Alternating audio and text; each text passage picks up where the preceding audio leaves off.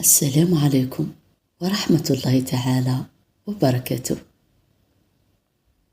اللهم اشرح لي صدري ويسر لي أمري واحلل عقدة من لساني يفقه قولي. إن شاء الله تكونوا كامل لاباس وبصحة جيدة يا رب العالمين. حبابي الزينة، اليوم ممكن تكون آخر قصة قبل شهر رمضان، لأنه كما تعرفوا في شهر رمضان تراويح وقيام الليل. المهم نغتنم الفرصة لأنه شهر في العام، وماذا بيا ما نلهيش روحي وما نشغلش روحي بالقصص والحكايات، ونخلي قيام الليل والتراويح والقرآن. المهم حبابي الزينة، اليوم ممكن تكون آخر حكاية قبل شهر رمضان. نتمنى يلحق علينا شهر رمضان وإحنا سالمين وبصحة وعافية، وربي يتقبل منا سائر الأعمال يا رب العالمين. ونتمنى لكم رمضان مبارك. قصة اليوم هي قصة رعب وحقيقية بعنوان جحيم الصحراء. نبدأ على بركة الله ونقول بسم الله. كنا في فصل الربيع من عام 2012. كان عرسي في الصيف، يعني بقالي تقريبا 3 شهور الموعد الزفاف. السيد اللي كنت نخدم عنده سائق حافلة غرق في الديون، واضطر انه يبيع الحافلة اللي كنت انا السائق تاعها باش يسلك دينه. وفعلا باعها، وبالليلة ونهار لقيت روحي بالطال. الضغط اللي كان عليا في ذيك الفترة كان كبير بزاف، بالخصوص نهار سمعوا أهل العروسة باللي حبست من خدمتي. ما عجبهمش الحال وقالوا للمرأة كيفاش راح تكمل حياتك مع إنسان ما عندوش خدمة باينة، وضغطوا عليها باش تلغي العرس. لكن هي خرجت مرأة وشدت فيا وقالت لي الرزق بيد ربي سبحانه، حاول تلقى خدمة في أقرب وقت ونكملوا عرسنا. على هذه وليت نحوس على الخدمة في كل بلاصة، نسقسي في الناس كاش واحد خاصو خدام، نروح للشركات للشنطيات، ما خليت حتى بلاصة. وللأسف وين نروح مكانش. ضربت مدة شهر وأنا هكذاك بدون عمل، حتى لواحد النهار الصباح عيط لي صاحبي في التليفون، كنت مصيه على كاش خدمة. قال لي راني لقيت لك خدمة بصح بعيدة شوية. قلت له وين؟ قال لي أرواح نتلاقوا في القهوة ونقصروا. رحت للقهوة تلاقينا. قال لي لقيت لك خدمة فيها شهر يا مليحة، وتخدم شهر وتريح شهر، وشهر هذاك اللي راح تريحه خالص فيه. وشنو بعيدة شوية؟ قلت له وين؟ قال لي في الصحراء، الشركة هذه في عين الصفراء، ويبعثوك توصل الخدامين كل خطراوين. أنا كنت محتاج خدمة، ولكن كي جاتني جات بعيدة. قلت له نشاور راسي وغدوة نرجع لك الخبر. قال لي معليش شوف مخروجك، وإذا كانت تساعدك قول لي. المهم بديت نطلع ونهبط، نروح ما نروحش. شاورت المرأة، قالت لي بعيدة ما تروحش، والصحراء صعيبة، زيد صبر حتى تبان لك قريبة غير هنا. قلت لها العرس قرب، نروح نخدم شهرين نلم شوية دراهم نجوزوا بهم العرس، ومن بعد يرحمها ربي.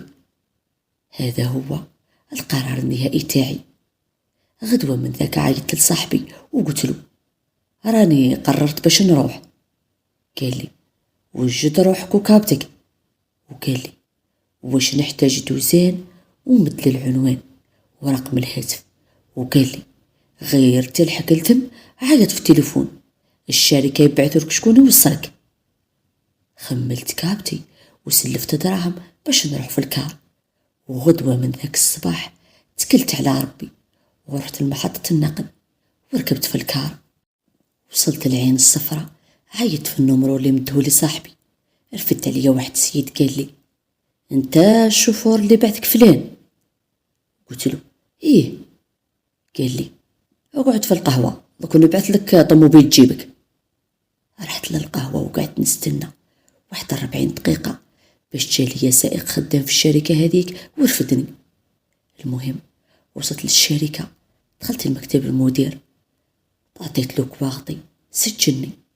من بعد قال لي: روح تريح من السفر وغدوة الصباح يفهموك في الخدمة. من بعد اداني واحد ثم ورالي شومبرتي والمطبخ والأمور كاملة اللي نحتاجهم. المهم تعشيت وعيطت للدار والمرأة، قلت لهم راني لحقت. وذيك الليلة كنت عيان، حطيت راسي رقد. الصباح نض لقيت الإدارة يحوسوا عليا باش نروح مع واحد السائق يوري لي طريق ويفهمني في الخدمة. ركبت معاه وركب الخدامين ورحنا وبدا يفهم فيا في الخدمة، على خاطرش هاد الشركة عندها فروع بزاف وكل خطرة وين بلاصة اللي نوصل الخدامين ليها. المهم ورالي كيفاش الخدمة السمانة هذيك والسمانة اللي موراها بديت الخدمة. أول بلاصة بعثوني ليها كانت بعيدة على الشركة بواحد 900 كيلومتر في عمق الصحراء. هذاك النهار كنت متوتر بزاف لأني مانيش موالف نمشي هذه المسافة الكبيرة في الصحراء.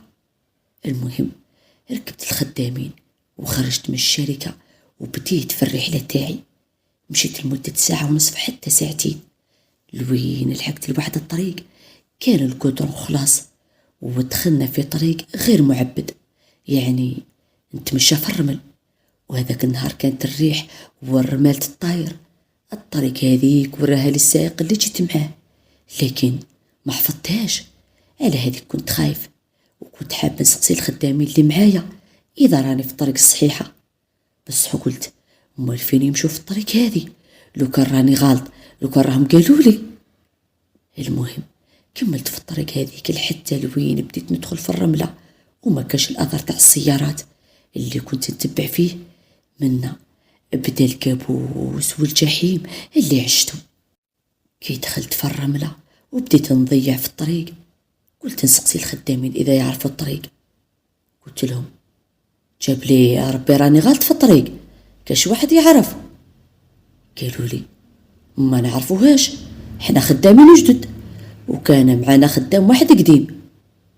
قال لي: عاود دور دوك نوريك الطريق. عاودت درت وبديت نتبع فيه لحتى دخلنا في قلب الرملة تماما وتلفت له الطريق. قلت له: وضركم منين؟ قال لي: إيه والله ما على بالي. انا لثمك بديت نخاف، وبداو الخدامين اللي معايا يتوتروا ويعيطوا وقيلة تودرنا. وقالوا لي: انت كي ما تعرفش الطريق علاش جايبنا؟ قلت لهم: درك لازم تتكلموا ونحوسوا على الطريق، العياط ما فيه حتى فايدة، بالعقل درك نلقاو الطريق. وعاود جيت نديماري الفرق وما حبش يمشي، كانوا الربط دخلوا في الرملة.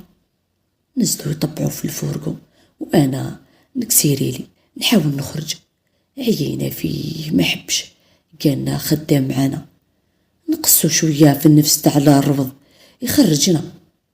رحنا نقصوا في الهواء تاع الرفض، حكم واحد الخدام تورنيفيس ودخلوا وين يعمروا الهواء للروضه. كي جاي نحي تورنيفيس حصلوا ابقى يفرسي فيه الطرطق التيب تاع الهواء كريفات كامل الروضه. انا الحمى طلعت لي وقلت له: واش درت؟ قال لي: وحدو خسر، انا ما درت له والو. كامل ولينا نجرو ونصوتي وقلبه بنا. من بعد قلت لهم: معليش درك نصلحوا الغلطه، نجبد الكريك والرود سكور نبدلوا الروضه. احنا نحوسوا على الكريك لقينا الحمد لله، زدنا رحنا نجبدوا في الروضه كاينه بصح مكريفيه وما همش معمرينها الهواء. الدنيا دارت بيا، كنا نحوسوا على الطريق ولينا في الروضه مكريفيه وين في وسط الصحراء، وحتى ورانا ما نش عارفين وين. ما فهمتش باش تبليت، ومن الاحداث بدات تزيد تروح للأسوأ. بعد ما تهنا في الصحراء وزادت في السنة الروضة أتاع الفورقو، وحتى العجلة الاحتياطية كانت مفشوشة. ما عرفتش كيفاش نتصرف، ومخي حبس من التخمام، وبقيت نشوف الخدامين والسكات. ينطق هذاك الخدام القديم اللي اسمه الزبير، قال لي: يا سي الشوفور، ودركا كيفاش تبقى حال فمك وتخزر فينا؟ قلت له: واش حبيتني ندير؟ قال لي: انت حصلتنا وانت جبتنا لهاد البلاصه، دبر راسك كيفاش دير. قلت له: ياك حتى انا وحصلت معاكم يا اخي، ما حصلتوش وحدكم، وزيد انا غلطت في الطريق وانت زدت كملت عليها. تعصب وبدا يعيط ويسب ويقدم ليا وضربني بدبزه الوجه. انا غير سبق رمى يده وضربني، افقدت اعصابي وعاودت ضربته بالدماغ للنيف. شد فيا، طحنا في الرمله وبدينا نضاربو، حتى جاو الخدامين اللي كانوا معانا وجبدونا على بعضانا. انا سكت، بصح هو قاعد غير يسب ويحلف فيا والدم يسيلو من نيفو. انا ما ديتاش فيه وخليته يسب، ما يرفدش عليا يدو برك. من بعد واحد الخدام كبير في السن كان معانا اسمه عمي التومي، قال له: توضرنا وخلاص، هو ما دارهاش بالعاني، ودرك راك في الصحراء، قعد تعيي في جسمك حتى تعيا وتنشف من الماء، والماء ما عندناش بزاف، كل واحد عنده قطرة، اذا لحقتنا للصباح رانا ملاح. كي سمع هذا الهضرة تكالما شوية وقعد يخزر فيا ويحمق لي في عينيه كي شغل يتحلف فيا. المهم بعدها بشوية هدات الحالة. عمي التومي جمع كامل الخدامين إلا هذاك الزبير ما حبش يجي وقعد وحده بعيد علينا، وقال لك: درك لازم نتشاوروا ونشوفوا كيفاش نخرجوا من هذا الحصرة اللي عنده راي شباب يقترحوا علينا. ما كانش من الخدامين اللي هدر، كامل سكتوا وبقاو يخزروا في بعضهم بعض، يستنوا في اي واحد كاش ما يقول حل لهذا الحصلة. وما كانش اللي هدر. كانت الشمس بدات تغرب والليل بدا يطيح. المهم في ذيك العشية كي اجتمعوا خرجوا بقرار انهم يروحوا يحوسوا على اقرب نقطة يكون فيها الريزو تاع التليفون باش يعيطوا يجوا يخرجوهم. وبداو يمشيو في الليل في الصحراء، ضربوا قريب مدة ساعتين وهما يمشوا ما لقاوش الريزو، وزادوهم له كثر. من بعد عياو وحبسوا يريحوا. خرج لهم واحد الضوء يشغل فانوس، عند بالهم ما سيارة ولا كاش واحد. بداو يتبعوا فيه وهما غير يجوا يوصلوا ليه هذاك الضوء يبعد عليهم، ويعاودوا يمشوا في اتجاهه وهو يعاود يبعد. من بعد بداو يزيدوا هذوك الفوانيس يشعلوا، وبداو يسمعوا في الضحك والهضره كي شغل جماعه يهضروا وهما في الصحراء وما كانش من غيرهم، وعرفوا باللي طاحوا في قبيله تاع الجن. خافوا وهربوا كل واحد في اتجاه، ومولا القصه هرب هو وهذاك اللي دابس معاه الزبير في اتجاه واحد. حتى يوم الجري حبسوا وقعدوا في بلاصتهم حتى غلبهم النعاس ورقدوا حتى طلعت الشمس، وكان خلاص لهم الماء وما عندهمش الاكل. بقاو لمدة يومين يمشوا بدون اكل والماء حتى راحت لهم الشوفة وما ولاوش قادرين على المشي، وتعبوا وحبسوا في بلاصتهم. ومولا القصة ادات عينه ورقد، وتفاجئ انه الزبير هجم عليه وحاول يقتله باش ياكله ويشرب دمه من قوة الجوع والعطش، وكان مضطر باش يدافع على نفسه، ودخل معه في شجار حتى قدر يصرعه وخلاه طايح، وكمل المشي رغم انه ما كانش قادر الا انه حب يبعد عليه. ومشى المدة من الزمن وين خلاص حسب بروحو هذه هي النهاية تاعو. طاح في الارض وبدا يشاهد. الحلق تاعو كان ناشف وعينيه جافين وما يقدرش يشوف بيهم، الجسم منهك وحس العمر بدات تخرج. إلا أنه ربي سبحانه شاف ليه، وكانوا جماعة فايتين على هذيك البلاصة اللي طاح فيها وشافوه صدفة. حبسوا عنده وهو ما آمنش، عن باله راه يتخايل ولا راه يهذي. ومن ثم دخل في غيبوبة وما فطنش إلا بعد أيام في المستشفى، وخرج من المستشفى بعد مدة وكان هو الناجي الوحيد من الخدامين اللي معاه، وما زال ليومنا هذا مصدوم وفيه الشوك من الحادثة هذه. حكايتنا نهار اليوم خلاص، نتمنى تكون عجبتكم، ونتلاقاو في حكاية واحدة أخرى إن شاء الله. خليكم على خير وعافية.